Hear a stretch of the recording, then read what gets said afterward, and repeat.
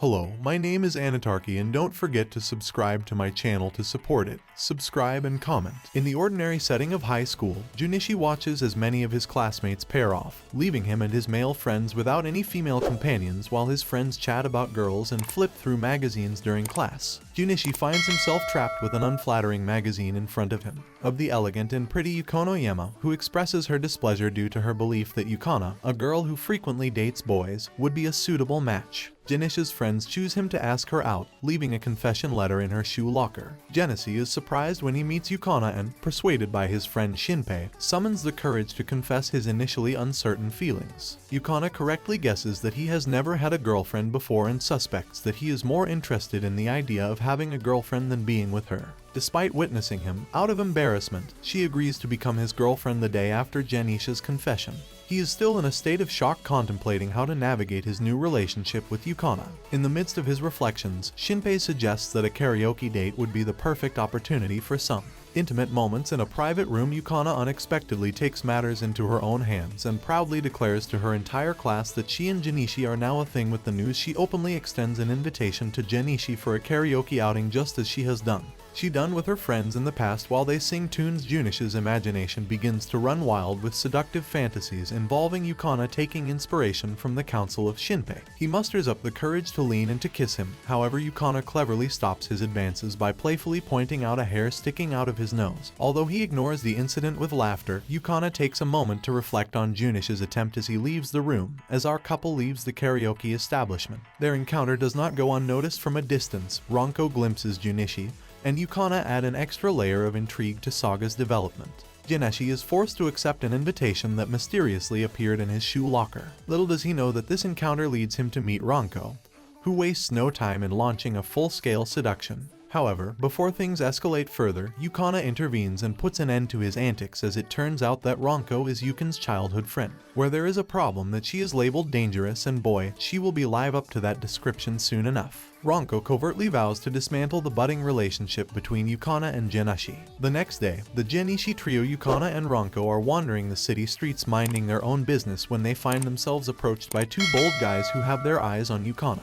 Junichi bravely enters shield Yukana but unfortunately ends up being surprisingly unceremoniously pushed aside. Ranko, instead of coming to Yukana, agrees to join forces with the two boys, only to quickly give them a taste of their own medicine with a good beatdown chat about a plot twist. Later, Horse makes an unexpected appearance in Junichi's humble. Morata once again tries to lure him in. She accuses him of not really loving Yukana and tries to sow seeds of doubt. Junichi vehemently denies the accusations, but his words only serve to further enrage Ranko, who becomes increasingly forceful in his advance just as things are reaching a boiling point. Yukana catches them in a rather compromising position, awkward to say the least, but Yukana chooses to make light of the situation by gracefully excusing herself from the premises, with Ranko doing the same as the two girls leave. Yui, Junichi's classmate, watches the scene from a distance, perhaps adding another layer of intrigue to this intricate web of relationships. Later, Yui begins remembering and enjoying the attention he receives from his classmates, particularly Junichi. Meanwhile, Junichi finds himself delving into an investigation about Jairus,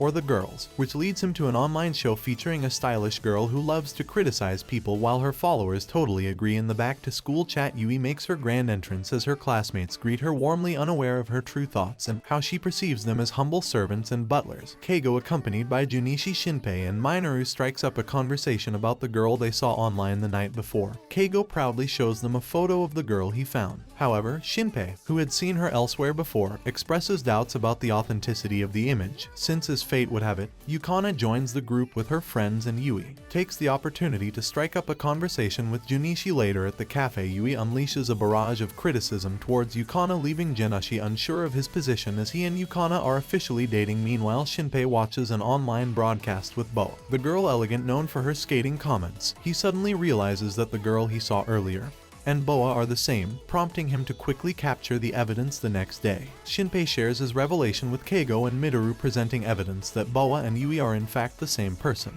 The connection becomes clear through Boa's distinctive opinions and the comparison of images during the discussion. Ronko interrupts and joins the conversation. Dewey takes the opportunity to invite Junichi to the rooftop where she confesses her feelings and orders him to break up with Yukana. However, Junichi rejects Yui's confession, triggering her sudden outburst of dissatisfaction. Yui even goes as far as to threaten to reveal their conversation at the cafe to Yukana, but just in time Janice, her perverted friends along with Ronko make their entrance. Ronko threatens Yui, saying that he will expose Yui's identity as a boa to the entire class if she continues to blackmail Junichi, feeling defeated. Yui hands the memory card to Genesia and leaves in shock, much to Genisha's relief, to seek revenge as he walks away. Meanwhile, in the salon, a buxom lady expresses her satisfaction with her makeover. Beauty really knows no limits. Junichi has a dream about Yukana before waking up to find Nina, pink-haired lady, on his chest. Danny reveals his desire to emulate a girl and clings to Jenichi as they head to school, much to the envy of his friends at the shoe lockers. Yui approaches Jenichi trying to make peace, but Nina interrupts and berates Yui as she makes fun of his appearance during lunch. Junichi eats with Yukana while Ronko keeps watch. Annie joins them, and Yukana barely recognizes his banning, competes with Ronko and Yukana for attention. Later that night, after watching Yu's online show, Jenichi tries to sleep but is interrupted by the babysitter without. However, Jenichi remains loyal to Yukana and asks Nana to leave. Danny leaves, determined to earn Juji's affections one day. The next day, Jenichi seems worried about Nani and Yukana approaches him with concern. Danny interferes, but Yukana is unaffected and smiles at them both. Romantic entanglements continue to unfold, leaving us curious about what's in store for our characters. Shenpai and his friends get into a discussion about judicious progress in their relationship and come up with the idea of spicing things up by playing a king game. Akana invites Jenichi to her house, but he suggests inviting Ronko, Nani, and her friends, much to Yukana's disappointment as Jenichi daydreams about Yukana. Yui appears unexpectedly and ends up being invited to. Once at Yukana's house, she goes to change and invites Jenichi to her room. However, their private moment is abruptly interrupted by the arrival of Ronko, Nin, and Yui. Not only that, but genius friends also appear wearing eccentric outfits. Shinpei takes the initiative and starts the king's game, and everyone seems to be having fun.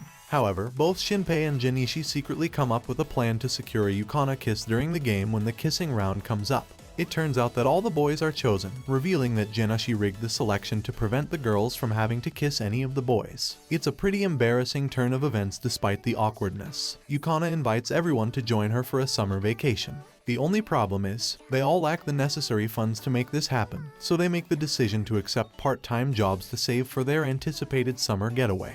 With their determination to make their summer vacation a reality, the group sets off on their individual path. Job search efforts remains to be seen what adventures and challenges await them as they work to make the vacation of their dreams memorable. Shinpei and Jenichi discuss the job opportunities they found online as they prepare for their upcoming summer vacation. Jenichi decides to apply for a position as a kitchen staff at a cosplay-themed cafe. Surprisingly, Yukona, Ronko, Yui, and Nani also end up working as costumed waitresses at the same cafe. As the days go by and they continue with their part-time jobs, they begin to notice something suspicious in the supervisor's coffee. A devious plan to stage an event that seems to have questionable intentions. To their surprise, the supervisor gives them books that seem ordinary but actually contain risky stories. Jenichi and Yukana realize that something is not right at the upcoming event. Full of anger, Jenichi confronts the supervisor about respecting the girls, but his plea falls on deaf ears. Feeling frustrated, Yui takes matters into her own hands and contacts the cafe owner, threatening the supervisor. Thanks to Yu's intervention, the event is finally cancelled and they finally receive their hard-earned profits. In a post-credits scene, the long-awaited summer vacation has finally arrived, and the group happily reunites at their point of plan meeting. Jenichi, Yukana, and her friends finally arrive at the long-awaited beach while the girls are having fun in the water with Junichi. Shinpei and his perverted friends seem to be more interested in ogling other women in swimsuits at night. The girls relax in the hot springs, but Shinpei continues with his questionable plan of trying to catch a glimpse of them while the boys head towards the hot springs. Genii tries to thwart Shinpei's plan, but Shinpei accuses him of being a traitor. Junichi and Shinpei argue back and forth in the forest until Junichi accidentally falls off a cliff. Meanwhile, Shinpei and Keigo continue their march but encounter several traps that hinder their progress. In a twist of fate, they accidentally flip a switch which activates a beautiful fireworks display, much to the delight of the girls who witnessed it. The girls continue their bonding time on the beach, enjoying each other's company and playing with fireworks, while Yukana and Junichi share a sweet moment together. Yui, Horse, and Nana can't help it. They were envious of their connection. Then Yukana and Junichi return to the city, where they met a boy who seems to be familiar to Yukana. Yukana's old friend from high school, Hajimete, unexpectedly crosses paths with her and Junichi. Junichi begins to feel insecure, thinking that Yukana is more interested in Dai's because of her appearance. This leads to a disagreement between them, and Yukana leaves frustrated, leaving to Junichi feeling even worse despite Junichi's attempts to talk to Connor at school. He fails to bridge the gap between them in an effort to lift the genie spirits his friends take. She takes him to karaoke, which initially manages to cheer him up. However, things take a turn for the worse when they see Yukana chatting with Dai another day. After a conversation between Junichi and Yukana, he suddenly runs away, leaving her heartbroken. Yui confronts Junichi, expressing her anger. Faced with her selfishness and narrow-mindedness, Nani also shares similar feelings as Yukana reunites with her friends. But before she can say anything, she bursts into tears. This provokes anger in Ranko, who storms out to look for Junichi in a restaurant. Ranko finally finds Junichi and his friends, but to their surprise, Dai and his gang also appear. Listening to Dai and his gang discussing their plans involving Yukana, determined to protect her. Ranko confronts them, with Junichi intervenes and confronts them.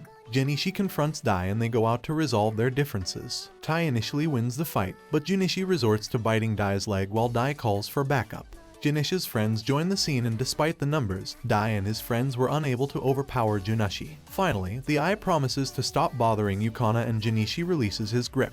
However, Dai immediately starts kicking Junichi repeatedly. Ranko intervenes with the support of Genius friends, encouraging Junichi. Ranko urges him to find Yukana and make peace while Yukana is at a cafe with the babysitter and Yui, but she ignores the frantic phone calls. By Junichi, Danny and Yui advise Yukana that they meet Junichi and sort out their feelings. After Yukana leaves the cafe, Yui and Nin contemplate whether it's right for them to help their rival Junichi. He waits anxiously and finally runs into Yukana. Behind the school, they reconcile with Junichi by recreating their initial confession. After their romantic meeting, Yukana suggests they spend the day at the amusement park. At the amusement park, they visit a photo booth and take a photo together. Junichi tries to kiss Yukana, adding a touch of romance to their date. When the day comes to an end, Yukana confesses that she wants to go back to the amusement park with him next year and every year after that. Surprisingly, she kisses Janiski before going home, leaving him stunned. And that's it for this video. Make sure to subscribe if you liked it, and see you in the next one.